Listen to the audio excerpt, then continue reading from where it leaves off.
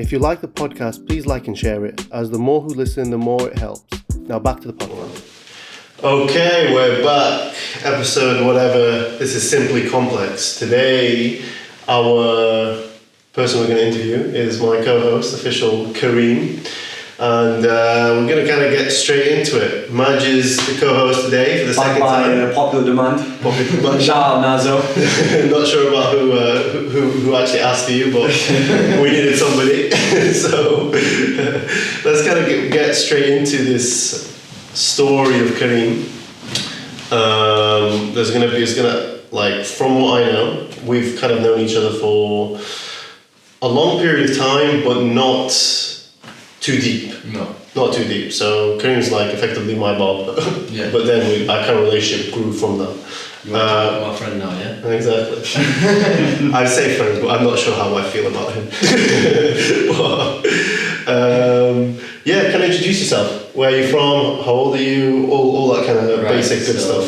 The basics. I'm 25 years old. Yeah. I'm from Iraq. I was born in Baghdad. I came to the UK around the age of 9, 10. Yeah. And, I've cut hair for a living, so I do gents hair. But these are just the basics, Yeah. So what would you categorize yourself as, like a barber? I am a barber, yeah. How long have you been cutting hair for? I've been cutting hair about 10 years now. Okay. Yeah. How is it going for you? You know what? I love it. Yeah. I love it. Yeah, it's not something that my parents wanted me to get into. They wanted me to go down the educational route. So we don't have any barbers in the family. It's something completely different. Yeah. That I just fell into. Yeah. Okay. Well, kind of the first thing that came to me when you kind of introduced yourself is you were born in Iraq. Yeah. In Baghdad. Yeah. Firstly, why did you come to England? How did you get here, and what's that kind of bit? And how old were you when you came? If I'm being totally honest, the reason why we came, a lot of different reasons. Politics is a big part of it, but I think one of the other main reasons is that it's just a better life. We come from an unstable country, and my dad left Iraq before we did, and he sponsored us to basically come after him, and we sort of just spent a good year and a half travelling. That's when I was around 7, 8.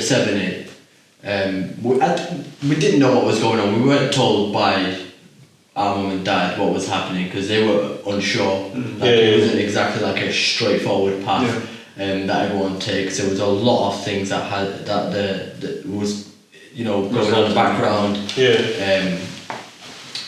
The uncertainty was. Wait, so how old were you then? So back then I was about 7, 8 when we were travelling. Whereabouts were you travelling? From Iraq to Syria, and then we were flying to the UK. But it was waiting for everything to get accepted to go through. Obviously, there's a process for things like that. Yeah. Dad came here first. He spent about 2 years in the UK, in Manchester, and he obviously did what he had to do, and brought us over. Okay. And how did you feel in this situation? Because you're already displaced immediately at a young age. Could you speak English? No. No, I couldn't speak a word of English. When I first came, it was very strange. It's difficult to put it in words, but for you to imagine what I was going through, it was like you're so young, you don't have a great understanding of life at all, and now you're going through this major transition, and you can't actually interpret what's going on, or you can't break it down. And my parents were sort of in a similar mind frame in the sense that they didn't know what was going on. So it was sort of like just accept it. Just hope for the best.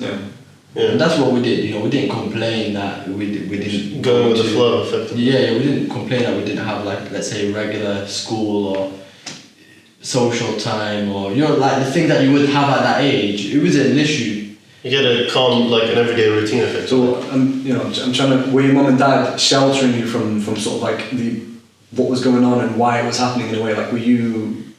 They did their best as parents. I mean, they always comforted us. They always tried to keep us entertained, make us laugh, create memories, and that is what gave us the strength at the time to go through the journey that we were in. But it wasn't as difficult as it sounds. Yeah, it's going to sound at face value. It was something normal.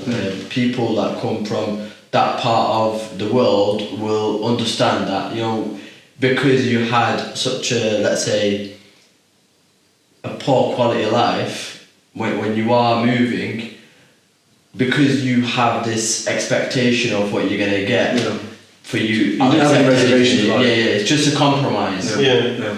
Okay. And for you, like, you're young, how do you deal with this situation? I know you at face value you said you don't really expect, but still you're losing your friends, you're losing your life, you're not losing it, you're changing. Yeah, but how do you kind of day by day go with that? It's a big transition from the Middle East to somewhere like UK. If I was to answer it now, it's different to how I'd answer it back then. So if you're asking the kid that was at the age of 8 or 9 at the time, it didn't go through anything. It's just a child, But like some people take different things in different ways. I don't know. For me, it wasn't a big deal. It wasn't a big deal. It was just the start of life, and this was my life. Yeah. See, that's like already very interesting. Did you have any family in the UK when you guys came Except over? for your dad. Yeah. His brother.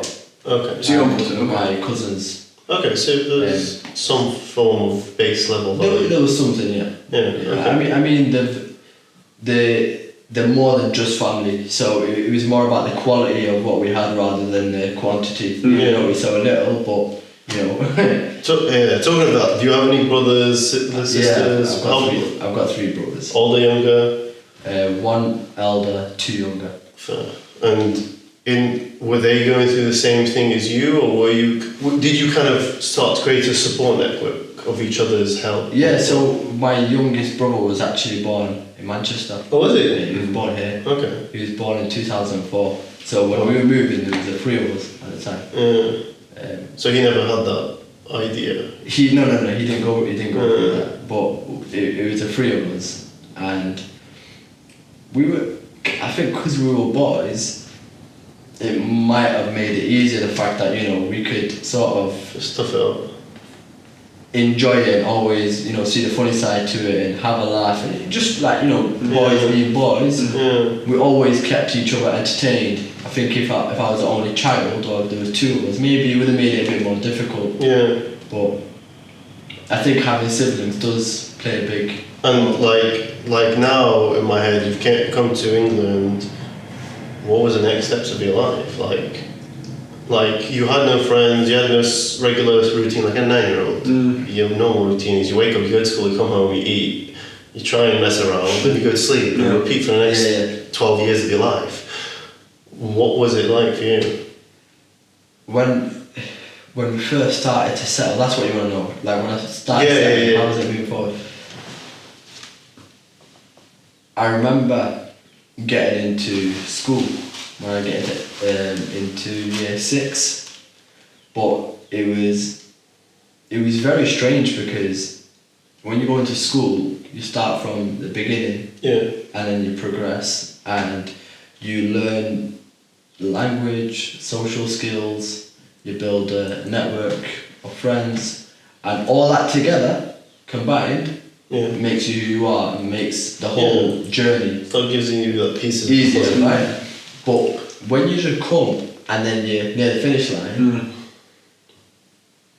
it's like the inevitable is going to happen. You are going to mess up in some ways. And my first experience in school was, and this was on my first day. Yeah.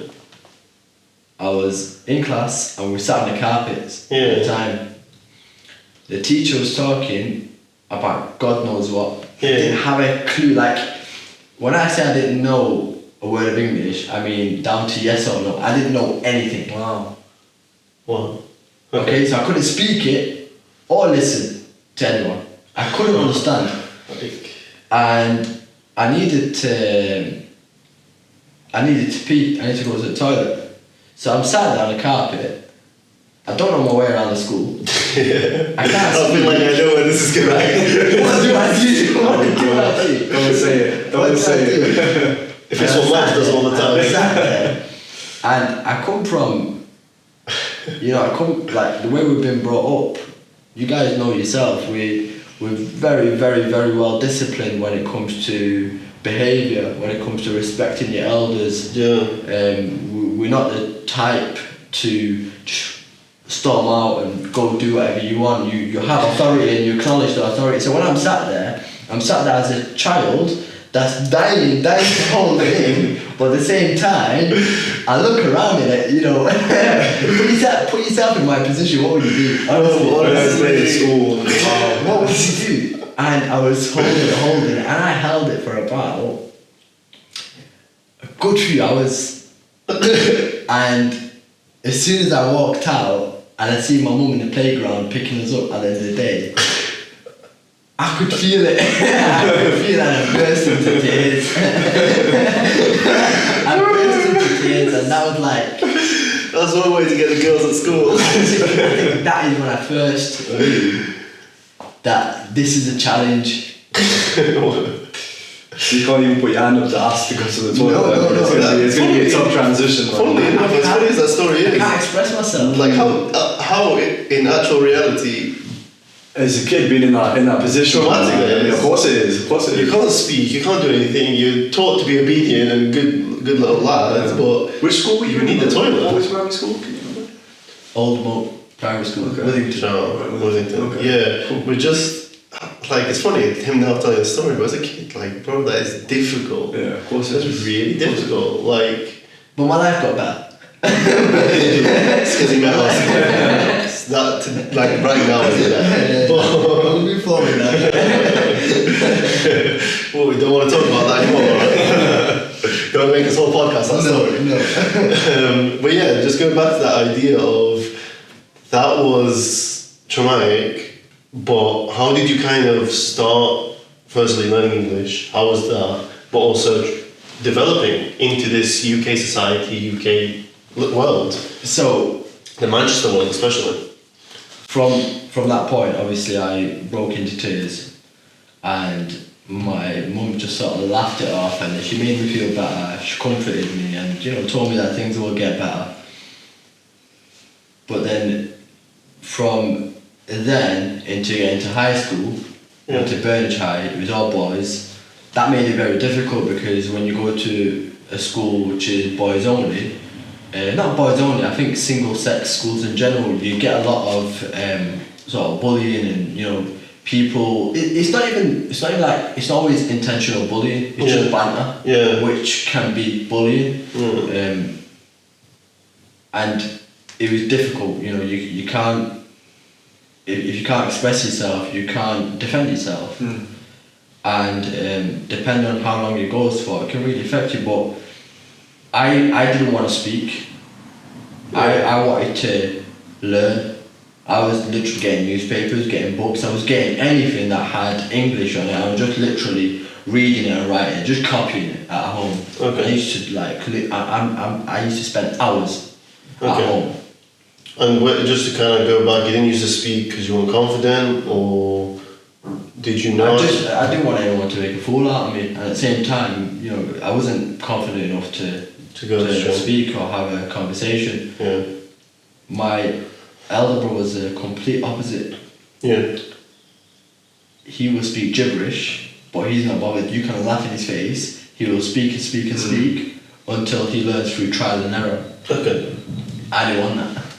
Fair. You wanted to get it right first time. I wanted to get it right straight away, and it's only where he's a year above me, or he's like a year and a half Yeah. older than me, so it wasn't much of a gap, and we were quite close. Yeah. And I spent 2.5 years in that school with my older brother, so it was good. Like, if I didn't have my older brother supporting me Yeah. through the beginning of high school, I genuinely can't imagine what that experience would have turned out to be. Yeah. I would have managed regardless, but it just Made it a lot easier, It wouldn't would have made it much more difficult if he wasn't If present he was with in me. that, Because there was a lot of times where he had to step up and, like, you know, defend me, and that meant that people will back off, or they wouldn't sort of. See you as an easy target. No, I wasn't seeing when you're two brothers, it's a lot easier when you're on your own. Like, I remember in school, when I was in primary school, I told you about the time when I was on the carpet. Moving a few years later, there was one guy that was just picking on me. Like, I remember from the first day at Burnage High School, all the way through, this guy was just picking on me, and I just didn't want anything to do with him. I didn't want to sort of retaliate, didn't want to get into a fight, didn't want to get into a confrontation. I'm not a confrontational person anyway. Yeah. But this guy, I think he was preying on the fact that I'm not going to defend myself. So you could just freeway. Yeah, Do whatever you and want. it continued, and I go speak to family.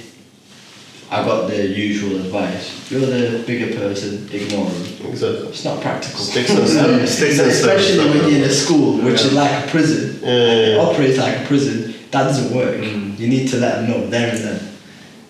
But I can't, like, this guy, he was one of the best at football. He was, you know, in the boxing gyms. He was that guy that everyone used to look up to, and then there was me. The joke of it. And there was no one that's going to stand up for me. And the day came when I lost it. I thought, you know what, I'm prepared to go down, Yeah. but I want to go down and make a statement Yeah. that I'm not going to have it. Okay, so we played, the lads were playing football on the school field. I went up to him, and everyone was surprised, like, what is this guy doing? There was a crowd all of a sudden. I grabbed him, tied his tie around my hand, Yeah. so that I can't let go of him. Oh. He can't get off me, and I just started swinging for him. Oh, okay. He's swinging back for me. He's gone down. I go down with him because You're holding on to now it. it's even more tight on my hand, and I'm punching him, and it's all because of what's been going on, the bullying. We end up in the head teacher's office Yeah. an hour later. Now, we're both sat, the head teacher's going crazy, he's going ballistic, shouting, screaming. And he obviously heard his version of events. He managed to have his say. I don't have a clue what he said. Yeah. And the head teacher asked me, Kareem, is that true? I didn't really understand much of what he said, other than, like, you know, there were just one or two things that I understood, but I just said yeah. Yeah.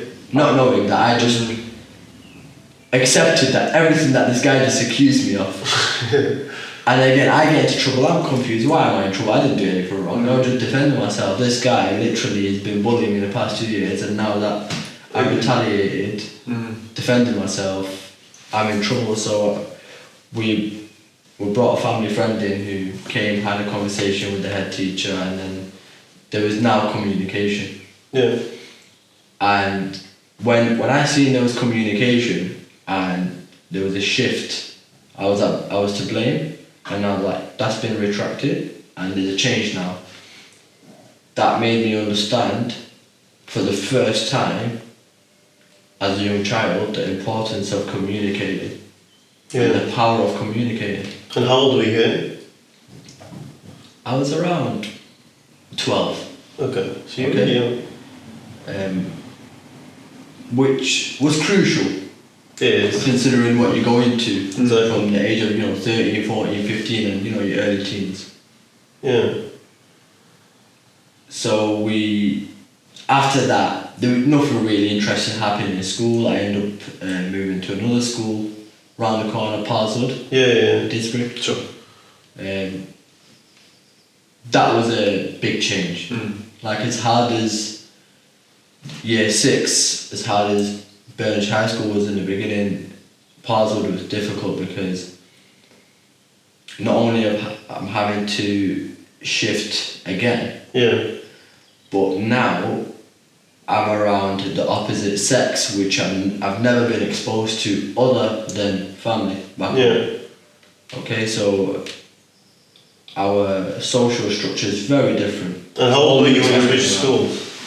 When I switched schools, I was 13, Okay. late 13. Right, so he's developing into them years where actually girls matter to guys or whatever, the opposite sex. New experience. Everything's amplified as well. It was. Because you start to look at, I don't know, the sex you're interested in another light, where it's not just, platonically, we'll be friends. You look at them as actually... There's more pressure to more sort pressure. of, in a way. As you go through puberty and all these kind of things.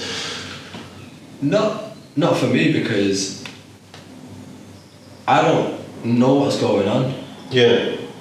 When it comes to like the social circle of my friends and the people in my school, I don't know what's going on, because don't forget that even though we're the same age or we're in the same class, I come from a different world. True. So mentally, like I'm in my own sort of cloud. Yeah. We're in the same place, but we're not at the same time. True.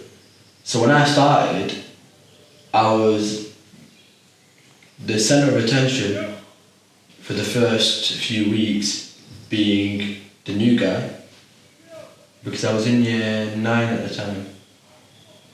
So I'm the new guy, become the centre of attention, which means you get obviously the benefits of it, but you also get the negatives. Yeah. People want to get to know you, and if people have any bad impression on They you, want to test you as well. they want to test you as well. And I did end up getting into a few fights, but they didn't mean anything. Yeah. At the time they did. But in the grand scheme of things, they didn't mean anything. It just, when you're in high school, like some of the people that I've got into fights with, I'm friends with now. Yeah. And we've got each other's like backs. So bigger, it was literally just, kids being kids. Yeah. But I started to make a lot of progress academically. Nice. My parents got me into private tuition, attended any after school clubs. You stay behind at school and Yeah. spend an extra half an hour. Continue to do what I was doing at home. If I found any book, I'll just copy it. Like it didn't matter what the content was. Yeah. I just wanted to improve my Just keep building yourself. Because of where we come from, and my parents had very, very high expectations, very high hopes, and they wanted to make sure that I take a route that is in my best interest in their eyes. So they were quite pushy for me to pick anything in the medical field. And at the time, it was something that I really wanted. Okay. Because where I'm from, if you're anyone with that status, then You're a dog.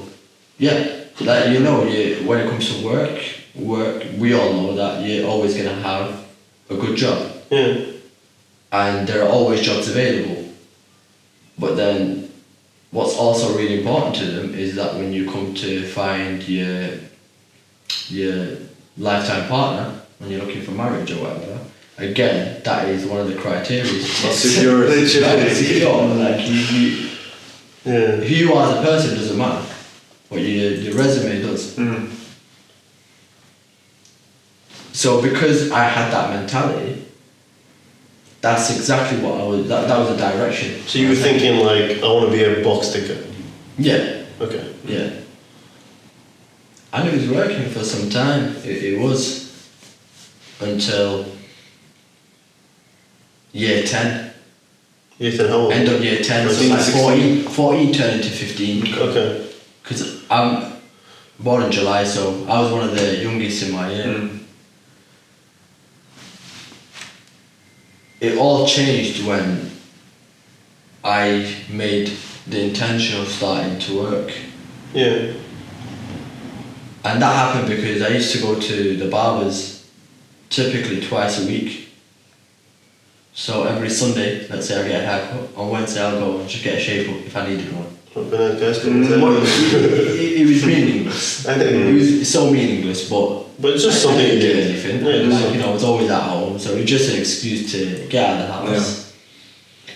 But the barber who I used to go to, he was one of those dons, like, even though you're only a little kid and he's a fully grown man, the way they speak to you, have a laugh with you. Gets rid of the age. Connection. Yes. He gets rid of the age. Yeah, That's what he gets rid of the age and there's a connection. Yeah. Like you both said. And I didn't get that as much of, like, when someone that you look up to, I'm not saying he was my role model in life, but I looked up to him in the sense that he was a barber, he was older, and he had his own business. It meant something to me that I was getting that. Yeah. So that drew me to him. Yeah. A little bit. And I remember one time he said to me, he goes, you know what, you come to the shop that much, you might as well become a barber. Yeah. Now, he was only joking. I didn't take it as a joke. He took it serious. I didn't take it as a joke. And already, my mind just drifted away. And there were all these thoughts now. Yeah. Like, I've pictured myself 5 years later. Yeah. And if I'm honest with you, even though I said to you before I was a box ticker and I had my vision on becoming... Yeah, you're so focused. Yeah. But I was focused, but that was about it. For the first time, I'm not just focused, but I'm looking way ahead. I'm getting excited here, I'm getting carried away. Yeah. I'm pushing everything. Yeah. And I've never ever felt like that. And like, I'm sure a lot of you have been into, like, you've been in a certain point in life where you can relate to what I'm feeling right now, where you just... You feel that energy within you. Yeah, and you know what you're capable of. You know you're capable of doing it, and that's it. Like, you're gonna get When it. you fully set your mind to it, you're just like, that's my thing. So I've gone home and got a laptop. Yeah. I didn't even have a shower after the haircut. Just get on a laptop, sat in there, Straight to it. and I go on YouTube and I search how to cut hair. That's all I searched. Click on the first video that I see. Didn't read the title, didn't read it, just seen a picture of a man cutting hair, clicked on it. You were zoned in. Before I knew it, I spent about 4 hours watching videos, go from one video to another. Like, wow, that's real dedication to this. And bear in mind, I only realised how long I was on it when my lap was burning from how hot the laptop was getting. Now this... So you were totally zoned in. My pants are now glued to my skin. I thought, you know what, okay, I need to close it. Went to school the next day. And I'm literally like looking at everyone's hair. This needs fixing. and honestly, like that was my thought. But every day, like I'm finding flaws. It's like when you're obsessed, you're looking. But I wasn't looking though. I wasn't looking. That was, I don't know whether to call it issue or. Well, I'll tell you, I had the same thing. I always look at people's feet, what trainers they I were. wasn't looking. It just jumps out. It's just because you just want to see it. Because you're interested in it. And this continued. It carried on. That became like my life for the next few months. But bear in mind, I had like some of my GCSEs at the time. We were being in year 10. And year 10, year 11, if you're not from the UK and you don't know, it is one of the most crucial years because you do your GCSEs, which will determine whether you go to college or whether you get, you know, good grades to get into a good college, and whether you want to go into university and pursue education. That's when the years start actually mattering on what grade you go. Exactly. But mate, that went out the window. Like, I was already thinking of how I'm going to tackle that. Yeah. Because when I say tackle it, I mean... Well, tackle the exams. How could I overcome what I want to do without disappointing my parents?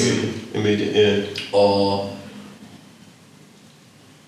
even if, like, I was trying to find a way where I can make sure that I maintain both. Did well in both, yeah.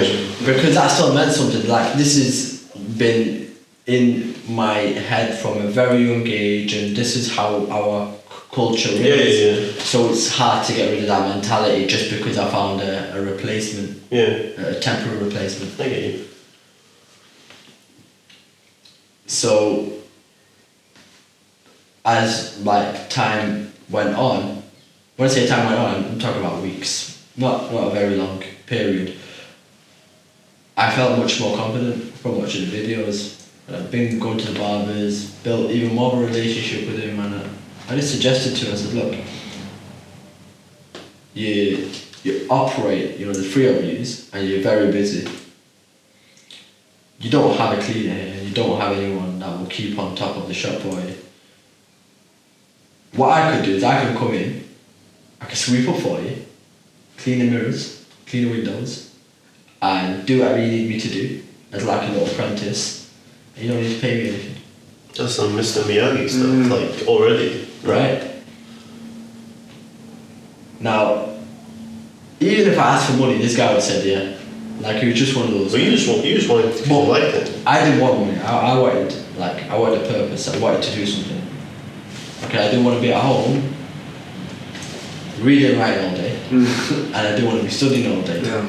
Because I'm sick of that. It's not fun. Yeah. Not for me. Yeah. Okay?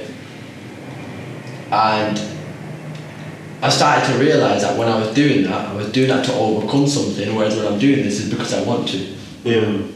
Okay? So I managed to get a job there, and imagine it being a straight line, so you've got a long main road.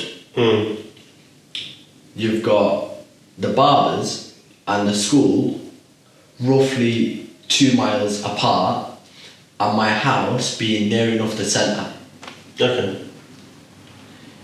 So it's perfect for me. I go to school, I finish school, You go home. I go to the barbers. Oh, you go to home. Forget home now. We're not wasting time, and I get to that in a minute. That's a very interesting question. Yeah. I go to the barbers, and you know, I go 3 days, 4 days, I go 2 days, I go 1 day, it didn't matter. Yeah. I didn't have a shift, I go there when I can. The guy ended up obviously noticing, because I never complained. Like, I walk there, I'm okay, even if I'm tired, you know, it could be a 45-minute walk, an hour, depending on whether I stop, see the lads or anything like that. But it didn't matter to me. Yeah. Okay? I'm having fun. But then the guy said to me, look, how much does a bus pass cost? A weekly one. And told him how much it was, pulled the money out of his pocket, gave me the cash. Alright, stop walking, you get a bus. Yeah. That meant I could attend even more. So I carried on going. But then it became a bit more harder. Like, my parents wanted me to stay at home a bit more, focus on my studies. But one thing that they never stopped me from doing is activities like sports. Yeah. Because they obviously understood how important it is for you to have a good balance. Yeah. Well-rounded. Yeah. At the time I did used to do a bit of boxing. Okay. But I never sort of had the dream of becoming a boxer. It was always there in the back of my head. When you're a kid, you want to be a footballer, you want to be... But I knew it was never going to happen. Like, that was... It didn't sit there for too long. Yeah. But what I did was, I thought if I tell them that I'm doing boxing, Yes. I'm doing one of them activities, and they won't question It's where a free I'm going. pass out of the house, basically. Exactly. Yeah. And I shouldn't even be saying this right now, but yeah, just carried on doing it. You know, it worked. In my head at the time, I'm lying, and I'm not justifying lying, and I'm not encouraging anyone to lie. But at the time, I'm a kid. I was gonna make mistakes anyway. I was gonna make stupid mistakes. I was To be gonna honest, make it's not wrong really a choices. mistake. But this was my defense mechanism. This is in my head. This is how I was gonna come out of this state of mind I was in that I wasn't too happy about and enter a new one, Yeah. which I felt I was entitled to. Yeah. Bear in mind, I didn't have someone older than me that could give me advice that was experienced in this country and experienced where I come from. Yeah. So that there's almost like a mutual understanding, Yeah. because someone will either give you advice based on the UK or one of back home. Yeah. And you can't have one or the other. It has to be a balance, because while I expect to do certain things my way, I have to appreciate and respect my parents, and there has to be a compromise from both sides. Yeah. But then I do want to disappoint them, so I tried my best when it came to school. I tried my best when it came to college. But at the same time, before I knew it, like, I am so deep into this new career that I've started at a young age. Yeah. Like, initially when I started doing it, it was just cutting hair. But then I started noticing things like people were coming in and they'll go to, let's say, that barber's for the beard threading and a simple haircut, but some people will go to, let's say, a black barber's to get a fade, because black barbers were known to be the best at fading and clipper cuts. And then through online I seen that English barbers were much more skilled when it came to scissor cuts and styling, and then you had the Middle Eastern barbers and Turkish barbers that were good with shaves. And even though you get some that are in between or some that were well-rounded, but overall that was the structure of the industry. Yeah. It's very interesting too. Hold on a minute. Your skill isn't down to where you come from. Yeah. Black barbers are very good at fading because they only fade their hair. They don't have a scissor cut. Yeah. White barbers, same. They have longer hair. They style their hair, straight hair. That's why they're good. But why can't I learn all Those techniques. Yeah. three or all of them and become, someone that can cater for all aspects of male and women? Yeah, I get you. And then this is where, right, this is my weakness. I need to learn threading, I need to learn shaving, I need to learn this, I need to learn that. And over time, I became better and better. Now I started to notice, even though all the barbers have had their regulars, like the guy who taught me to cut hair at the time, he's been a barber for 14 years. Yeah.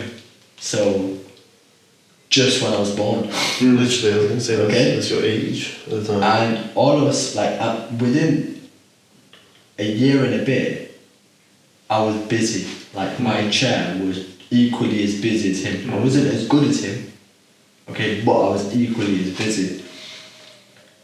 And that was because different people were coming, were having a good time, having a good laugh, conversations. making friends and all these things put together. At that point, I knew for sure that I wasn't going to leave this. Yeah. Like, even if I found something that can replace it financially, that was going to stay, whether it's in a basement of a mansion that I get one day or whether it's one a day in the shop. Yeah. Okay? Yeah. That was established. But then, what wasn't established is making my parents understand it. Because my parents would accept anything as long as they understand it, as long as it makes sense for me. Okay. And I did explain it to them, and for them it wasn't a secure job for many reasons. You're self-employed, you don't get as many benefits as if you go to university, get your education, get your degree. I can imagine that being really tough, especially like our traditional, the keyword is traditional household, where it's like XYZ. This is the set path. You get the job from finishing university and you're set. Were you nervous about bringing up a conversation with them, or did you just think, it's time? Like, if I'm being totally honest, we've never really been the type to disagree with our parents, and even if we did, out of respect, keep it to yourself. Yeah, you don't say anything. Rebel in a way. No, you don't rebel. And I'm not complaining about that. And I wouldn't change that, but when I was going back, you asked me, was I nervous? I was nervous. But what I want to clarify is that even though I was going through this very, very tough experience, and I was in a very tough position, it wasn't my parents' fault, and it wasn't my parents' problem. It was a challenge that I had in life, just like every single one of you and the people that are listening have had either a similar challenge or a different challenge. Yeah. We've all been challenged in one way or another. Yes. Sometimes it's family, sometimes religion. For me, it was family and my future at the time. Yeah. But I did, I got my GCSE results, and I managed to get into college. Okay. BTech Science. Yeah. Which, I don't want to insult anyone out there, but for me, like, I don't know. It's gonna struggle to get you but, for me, it's like, if I could, honestly, like, my intention at the time was, it's a waste of time you going there. I could spend that time in a barber's, but in my head, if that could please my parents, I'll go. Yeah. I'll go. It's BTech, and it's college. Like, it's not exactly taking up all my time. Yeah. And it's a So you juggle both, right? essentially, Yeah, right? I could. So I'm happy. Yeah. I'm happy. Parents know. Okay. We also decided that we were going to open a shop. Who? For barbers. Who's we? Me and my family. Okay. Okay, and A barbershop. a barbershop. So you went from just a backpedal a bit. The parents were not down too well. Yeah, but it was an like actual that. financial investment. The idea was that I'm working for someone. I've got X amount coming in a week. Yeah. I'm in college. Rather than sharing your takings, you could do it yourself and make Fair just play. as much. Fair play. Straight away. Your parents backing you, which is a really nice thing to have. Exactly. So we did it, and it made things harder because being a barber isn't easy. Being a good barber isn't easy. Yeah. Okay? Yeah. Unless you didn't care about the client base. Yeah. You're just cutting hair, charging, Bye. Goodbye. Don't really care if they come Like back. you're in a No high service, street. no way. You're in a high street in a city centre where you've got such a High volume of people. high volume of footfall, and you don't care about returning customers because you always got this Churn of new customers. Yeah. But it wasn't like that in my case. We was in a residential area Yeah. in Cheadle Yeah. border of Bramall. Yeah. We opened a shop, and I remember at the time, like, you know, it was literally what they had, and I had to even sell a phone that I had at the time to buy, you know, a few gels equipment and stuff. a bit more equipment. And it went well for so long, and it didn't. After a while, it just went downhill. Yeah. I couldn't sustain it. I had to manage the shop, college, and Were you on your being a own? barber. I was on my own. Yeah, Okay. I was on my own. I did manage to get a few people, but the people I got weren't established, Yeah. experienced barbers. Dublin. They Yeah. were just apprentices that were prepared to do what I did when I started. When that went down, it really, really affected my... What do you mean went down? The business went bust? Yeah, it didn't go bust. As long as I was there, it was always going to stay afloat. Yeah. But it's not a business. That's true. It's not, it was just a sign. Chairs, mirrors, shelves, till. From face value, it looks like one, but it wasn't operating as one. Yeah. So it didn't make sense for anybody. Because one thing cutting hair, but it's another running a business. That's exactly my point. But that had to happen. Like, I feel like that had to happen. It's just, I was too young at the time. I was turning 17. Oh. I would Yeah. have presumed you were way older. I was turning 17, so I was kidding myself. Yeah. Even I feel like in your head you were like, on one side you were like, this is me, this is my thing, this is my goal. yeah, But the on idea side was, you were a the bit idea was given naive. to me, and I jumped all over it. But It was just now, not, if yeah. somebody came to me and they have only been cutting hair for 2-3 years, and they suggested opening a shop, I'll speak them out of it. Like, it's not a good idea. Get a bit more experience on your belt. So was it you that went to your parents with the idea of opening up the shop, or did they approach you and say, listen, you know, we want to support you? No, they suggested it as an idea. suggested They didn't tell me Mm. that they were going to open a shop. They didn't. It was just a suggestion, and I jumped. Jumped on over. Yeah. You know, Yeah, quite cool. excited. How exciting is that? Yeah, definitely. And then college, like college was the game changer. Like, this is when I started having some serious issues, because what happened when I started going to the bars, Yeah. it started off me lying about boxing, but then it meant that I started to change as a person, where I had 2 different lives, one at work, one at home, Yeah.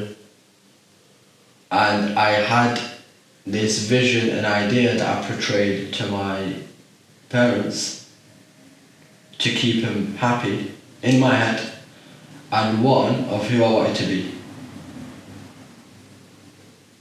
Moving forward, everything that I was doing was based around Yeah.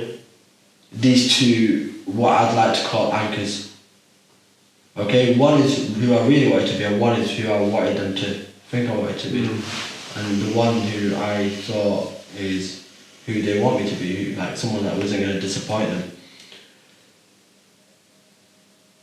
And then in my head I was saying, you can do it, you can do it. I wasn't exactly like a mastermind where I was going to say, it was just go with the flow, whatever comes my Yeah, way, so you get caught, I'll deal with just it, keep I'll going. deal with it, and just keep up Just with it. figure it out as you go along, basically. Yeah. With college, like, they've had so many calls where my attendance were poor because I was truant and I was going either, like, you know, I was leaving the college, I was going straight to the shop. I wasn't even like, I'll get dropped off to college and then go straight to the shop. Either get a bus there or get a taxi there. Yeah. But when it came to the end of college, my dad had a lot of health problems, and it's a lot of it is hereditary. They suffer from high blood pressure, high cholesterol, heart problems, and my mum always told me that nothing would make your dad more happy than to see one of yous go to university, get a degree, and that will put such a big smile on his face. I'm one of them, like, I don't know what you'd call it, but when I get told something like that, it will stick. Yeah. Some people, they go through one ear, goes out the other, or the feeling that they get is only, it lasts for an hour or two. But with me, like, that's gonna stick. it was almost like it was inked, and everything I was doing, like, I kept, just replaying her voice in my head. And I thought, like, it happened around the time when I was supposed to tell them that, look, this ain't working. Like, I had to face it once and for all. This is not gonna work. I can't finish college. I'm not gonna go to university, and even if I wanted to, I'm unable to. Yeah. I have to start all over again. Yeah. I'm not talking about college. I have to go way, way further back and pick myself up. Yeah. And again, I know a lot of people can relate. I know a lot of people who feel the same, but they can't express themselves in that way, but they have a similar trouble. But I didn't. I thought, right, I need to continue this. The barber. I thought I need to continue the barbering, so, no, not the barbering. I need to continue Trying to get to the university, Okay. the degree, so I decided the best thing to do is I'm going to tell them that I'm going to university, and I'm going to buy myself time to become something successful, so when I come back to them, even though they're disappointed with the fact that I really didn't go to university, or I failed university, Yeah. but then I became something. Yeah. And that will be, whether you want to call it a compromise or whether it's something that will lift them back up. It was just an idea. Yeah. And I'll be honest, it just be like the further we went on, and time was going like this, like, it was so hard. I was doing it on my own. One thing led to another. Before you know it, it's the end of college. People have already got their finances, and people have already got their student accommodation, and here's me, like, trying to be this mastermind of this lie. Yeah. And at that point, my mum was so excited about university and me going in, and it's a dream come true. Consider we've got, like, I've talked you through our journey. Yeah, especially, yeah. Long way, so I don't blame her. She was on the phone to all her friends, and the talk, my son's in this uni, that. At this point you realise it was like... Man, I knew more about university than I did. I feel like at this point you were like, oh my god. The day came when she was like, look, everyone's already in campus, like, everyone's moved out, you're still here. I'm thinking, shit, like, I looked at the diary and thought, what am I going to do? I have never ever inquired about a property, never mind got a property. Yeah. So I had to just move to Bradford. There's some elaborate. I sat there for about 9 hours forging a Newcastle letter. Oh my god. Wow. The reason why it took that long is I was doing it on paint. Like, Yeah, but just to kind of stop you there, this is all literally so he doesn't disappoint everyone. Yeah. I find this way crazy interesting. You've gone to so much length to not disappoint your mum and your dad's dream. Wow. Anyway, yeah, continue. You only get one of them. Regardless of whether you agree or disagree with any part of your life when it comes to your upbringing. When you only get one of them, like when they've been nothing but there for you, and the way they moved us from the place we were at. And even though I didn't appreciate the situation I was in when it comes to career choice or fulfilling my education or whatever you want to call it, even though I didn't agree with it, at the same time the respect was there. Of course. I still appreciate them because they didn't want me to do it for the wrong reasons. They had good intentions. They had good intentions behind it, so you can't fault them. Yeah. And I couldn't either. But then I moved out and I couldn't open a shop and then rent a place. It's not going to work. So I went there and I luckily found a shop with a basement. Okay. And it was a private landlord. Yeah. Meaning no reference was needed. Just a bare minimum. When you go through an agency, you have to go through so much. There's no way I could qualify for one of them. Yeah. So that's what I did. I got a shop round the corner from the university. I mean, I could work, but I don't have to have a separate rent for my accommodation. It just meant it was easier to manage. And honestly, when you when you think about it, it's one thing, and when you actually do it and you execute it, it's hell. Yeah, that's when all the challenges come up you never even thought about. I made so many errors. Initially I couldn't afford the rent.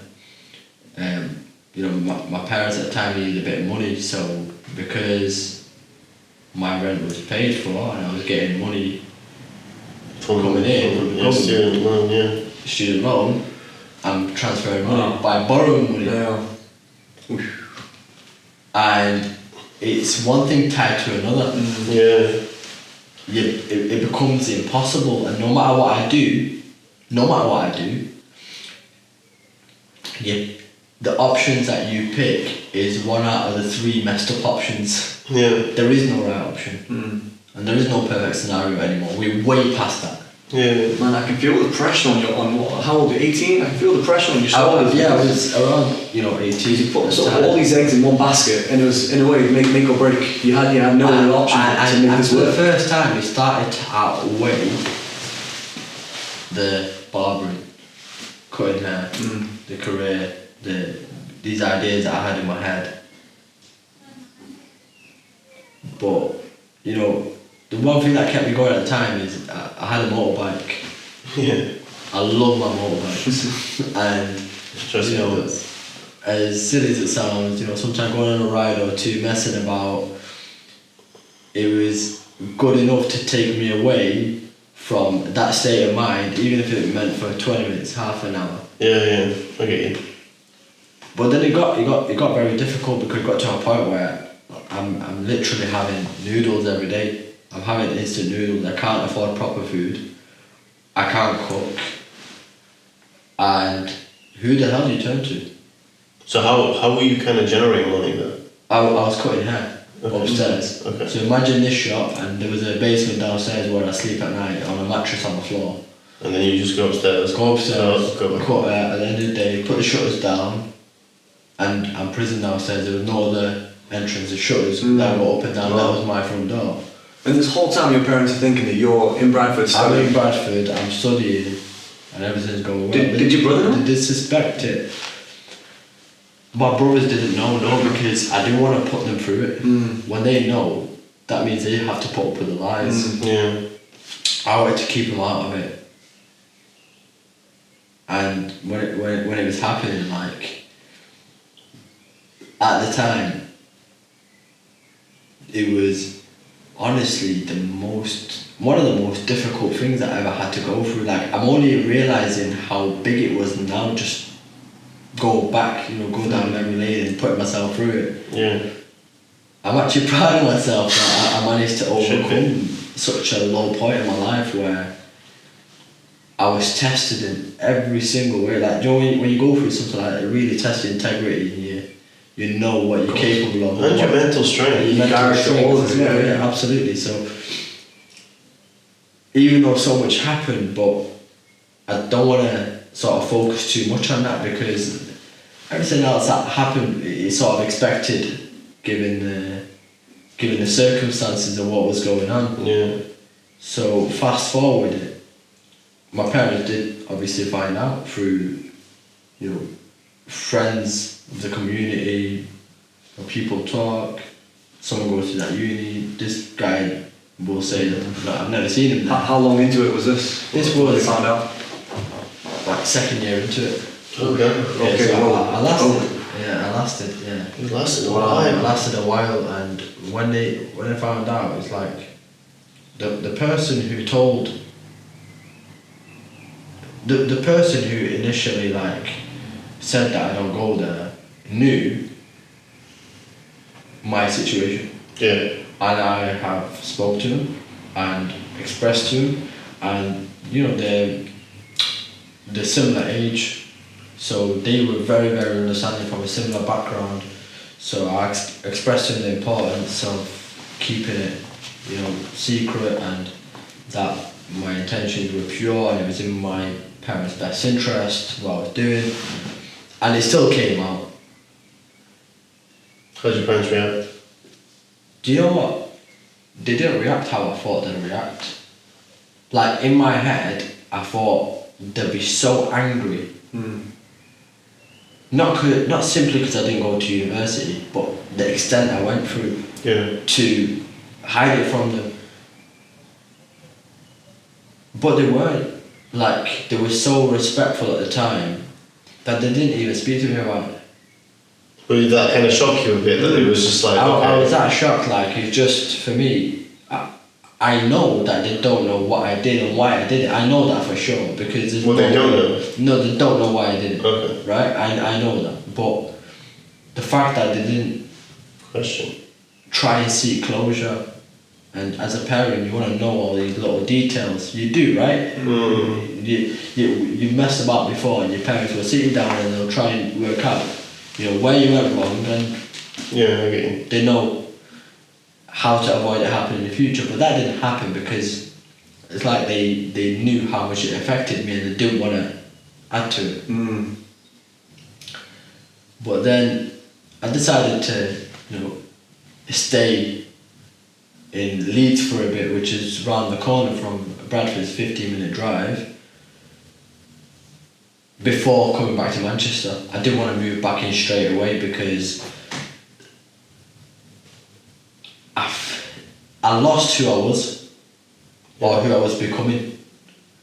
And at that point, I just felt like for a short while, I don't want to move. When I say I don't want to move, I don't mean physically, I mean mentally. I'm not ready to move forward. I'm still at a point in my life where I'm not ready to leave it. Yeah. And that was that state of mind that I was in, what I was going through, what I was experiencing. Everything that I did building up to it was going to lead to a great cause. Yeah, I get you. Okay? It was all taking them building blocks. And when it got thrown out the window, it wasn't a case I was going to pack all my bags, go back home, Restart. and tell myself it failed. Better luck next time. It wasn't one of them. But then I continued cutting hair. I met some amazing people, like people that are here to this day, people that will always be there, and they supported me just like family. And over time, it just became a lot more easier to get over that and now accept that what. I can start cutting hair, I can do what I want, and I continued working. So let's kind of get to the timeline of you cut and now you have your own shop. What was that transition for you to get to a shop? Where I am now? Where you are, current Kareem. I'm 25 years old now. At the time, I'm turning 26 soon. At the time, when I was in Leeds, I was around the age of 20. Yeah. So it's been about 5 years. In them 5 years, I've moved around from one shop to another.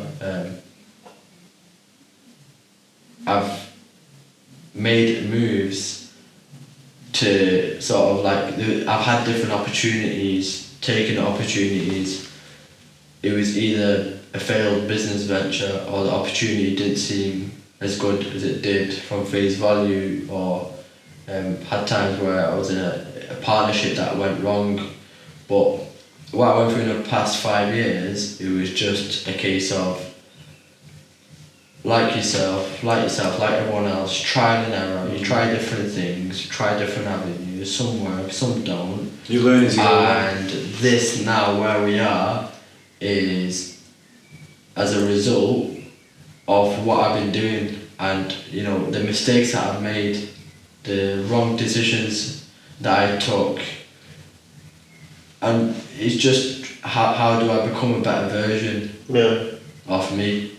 You know, there's a flawed version that I've seen, and there's a better version, and every time that flawed version comes out, which it does at times, is how do I sort of put that behind me again and turn to this, because you know, my little brother had a conversation with me very recently, and he was just expressing himself. He was feeling a bit low, and he just turned to me and he just, you know, burst out into tears, and he said something to me that literally like struck me, because he made me understand how I feel by expressing himself. And what he said to me goes, you know, some people they think they're two-faced, right, and they think it's a problem. He goes, I feel like I've got 50 different faces. He goes, I don't know which one to choose at what given time. What he meant was he doesn't know who he needs to be, because we're always having to become someone at a given time or a given place. It can just be you. Yeah, if people don't accept it, they don't accept it. Yeah. And I feel like this shop is a prime example of a reflection of you finally being you. You know, you stop dwelling on what you didn't have. Yeah. And appreciate what you do have. Yeah. You know, if you come from poverty, other people come from poverty.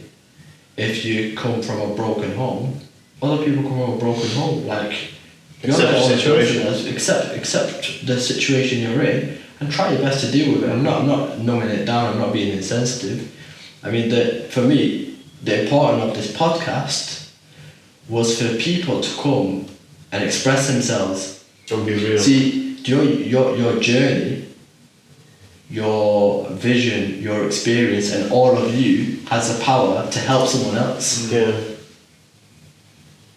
But you have to accept that first. Exactly. And you have to have confidence in your story, in yourself.